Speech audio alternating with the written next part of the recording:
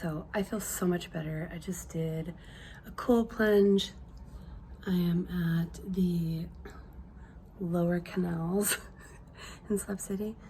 Got my bath and hippie bath, as they call them. Hippie bath. Yeah, and I started thinking about a lot of stuff.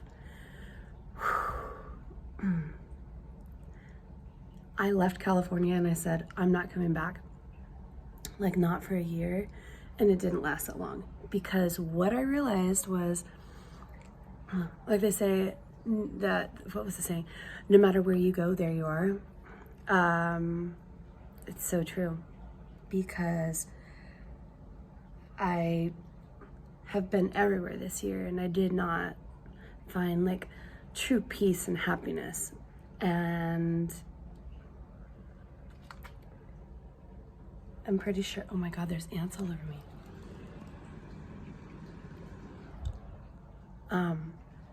Yeah, I'm pretty sure that it's because I was looking for something outside of myself to bring that happiness, you know? And I've been doing all this shadow work. I've been so obsessed with it, thinking that, you know, I don't know, there's something that's gonna make me let go of this pain that I have from losing my mom this last year, right? And for those of you that don't know, I had taken time off the road about 6 months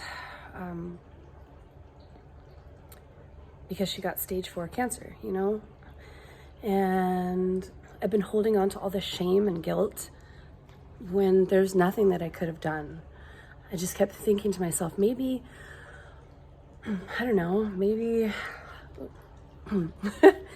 make sure I'm covered. I kept thinking maybe there's something I could have done. I could have gotten her, you know, working out because she got endometrial cancer, which is, women get it who are overweight, like severely overweight. But yeah, I've been running around and trying to find my place in the world, and it's been really tough. And I was talking to my friend Sarah, who's down here in the slabs right now, and she said, you need to reevaluate your life. You need to really look at the people who you surround yourself with, because that's also going to be affecting that, as well as alcohol, which, you know, I had drank and I thought, oh, it's not bad because it's kombucha beer, but I didn't feel good after I drank, you know? I kept thinking, oh, it's going to give me extra energy and be more social, but then I don't become more social. I start acting a fool. Like, I've been in multiple fights this year where I'm gonna have to like hold this thing like this. So, yeah, I've been in multiple fights this year where I've laid hands on people because I drank, and I was like, this isn't appropriate, you know?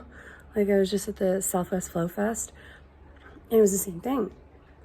Some guy touched me inappropriately, and I was kind of fucked up. And when he did it to my friend, that's when I was like, oh no, I can't let this stand.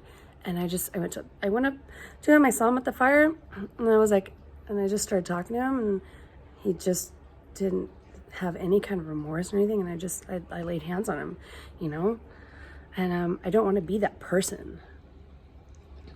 So maybe drinking is bringing this out.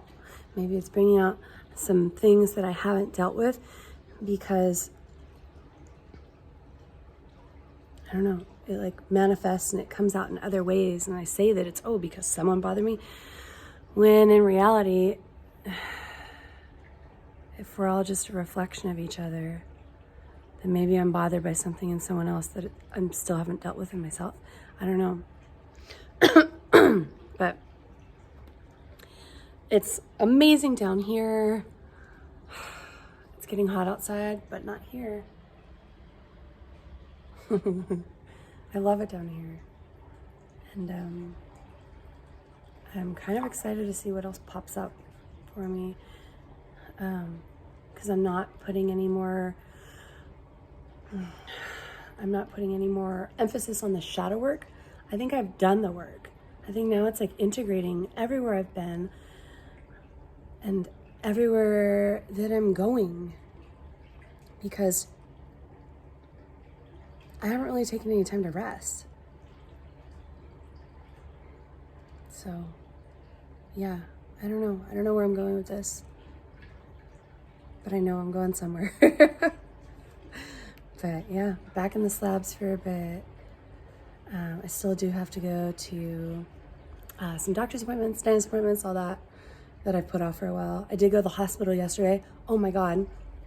And just to think, that everyone was like, oh, with what my symptoms were, they're like, you could be having a heart attack. I went to the hospital. They said my heart factor was 0. I tested like perfect for everything, even like trace minerals, and they're like, wow, your potassium. I'm like, I take that as a daily supplement, you know? And but I haven't been doing like the self-care as far as yoga, meditation, breath work. So I'm getting back into that. I know it seems like a counterintuitive thing, like you would come to the slabs where you hear all this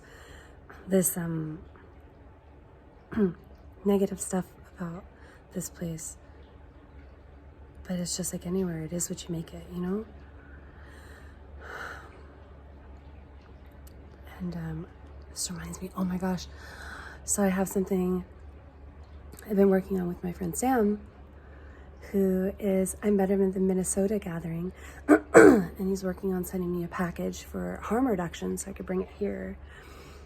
It's just stuff like, I don't know, condoms and clean needles. I know some people are against this, but it's like if people are gonna continue to do it,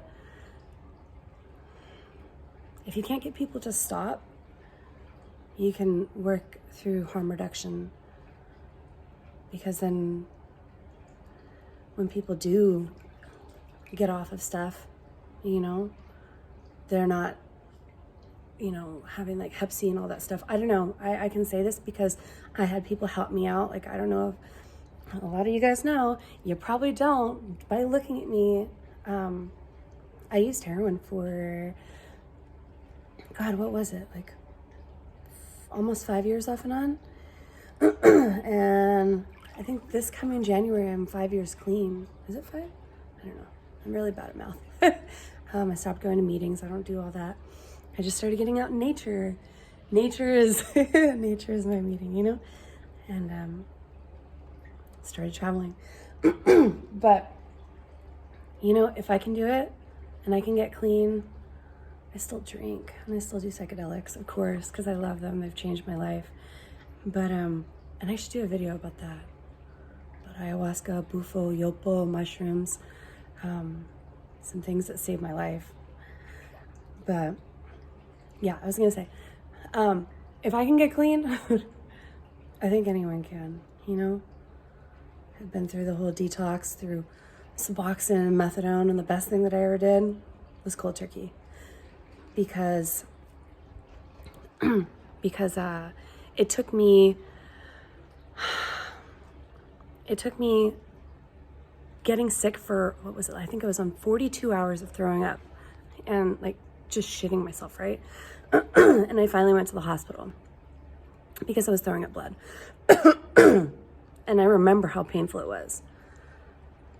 And the doctor was like, well, maybe you should talk to a doctor about getting on Suboxone. I'm like, I have them. I'm choosing not to take them. I want to remember how painful this is so I don't go back. You know? So if you know someone's struggling with addiction, just know sometimes it's out of our control. Not the initial, you know, using, but the continuing and getting to that point where you would do absolutely almost anything. I was super savvy, so I did some legal stuff. I didn't really like, I didn't really steal. I didn't need to. I've always been super savvy. I've been on my own since I was 14. But yeah, if you know someone struggling with addiction, just know they don't want to be in that state just as much as you don't want them to be. So just be gentle and be kind with people, because some people just need love and just don't give up on them, you know? People didn't give up on me. I mean, my family and my sister barely just started talking to me, like 2018?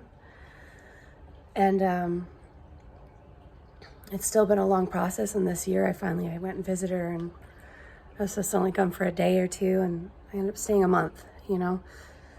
So, just be gentle, you know? People are capable a lot more than we give them credit for, especially when they're in that state, you know? These ants, they just crawled all over all my stuff. But, yeah. So, I don't know. Have a great day. Have a great week, a great month, a great year. Remember to smile.